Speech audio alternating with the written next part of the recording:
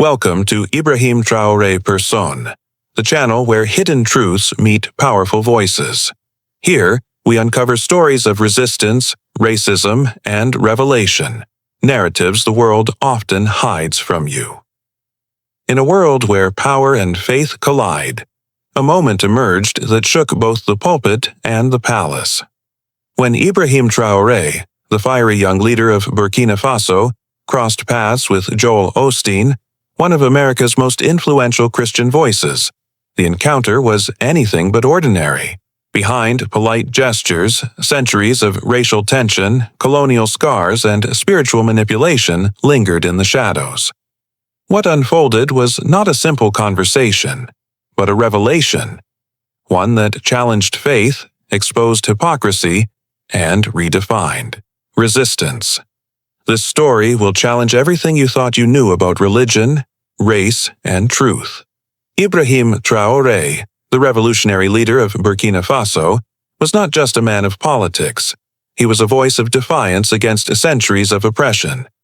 His rise came at a time when Africa was still battling the weight of colonial legacies, foreign influence and racial prejudice disguised as diplomacy. On the other side stood Joel Osteen, a figure celebrated by millions for preaching prosperity and faith, yet criticized for silence on justice and inequality. Their worlds could not have been more different, yet destiny brought them together. The meeting wasn't planned to be explosive, but when faith and resistance collided, the stage was set for a confrontation that would ripple across continents and question the very soul of belief. The day of the meeting carried a weight that few could comprehend.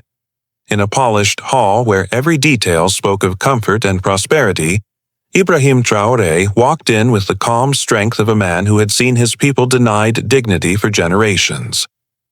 Across from him, Joel Osteen stood as a symbol of modern Christianity. His words often centered on blessings and abundance, yet often detached from the harsh realities faced by the oppressed. The tension was subtle but unmistakable. One represented resilience built through struggle, the other represented faith wrapped in privilege. As conversations began, polite exchanges quickly gave way to underlying truths. Osteen spoke of unity through belief, but Traoré reminded him that belief without justice was hollow, that prosperity meant nothing if built on silence toward suffering. Each word exposed the divide between spiritual comfort and lived reality, between sermons designed to soothe and truths that demanded action.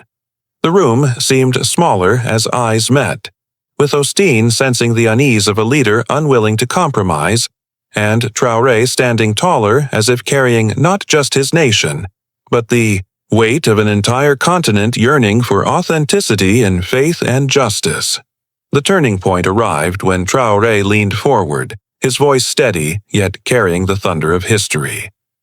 He reminded Osteen that Christianity, in its truest form, had never been about polished stages, bright lights, or promises of endless wealth. It had been about sacrifice, justice, and lifting the oppressed.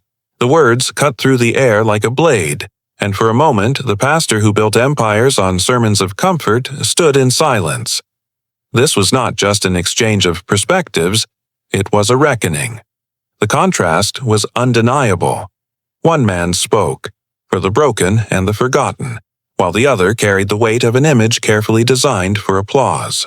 Every ear in the room felt the clash between privilege and truth, between a version of faith shaped for convenience and one carved in fire, blood, and resilience. In the aftermath, the weight of Traoré's words lingered longer than the silence that followed. It was not simply about one man correcting another, but about an entire continent reclaiming its narrative, demanding that faith return to its roots of justice and humanity. The clash revealed how easily belief could be distorted when stripped of struggle, and how necessary it was to remember the oppressed at its core. His defiance became a mirror, reflecting a question that could not be ignored. If faith does not defend dignity, then what purpose does it truly serve?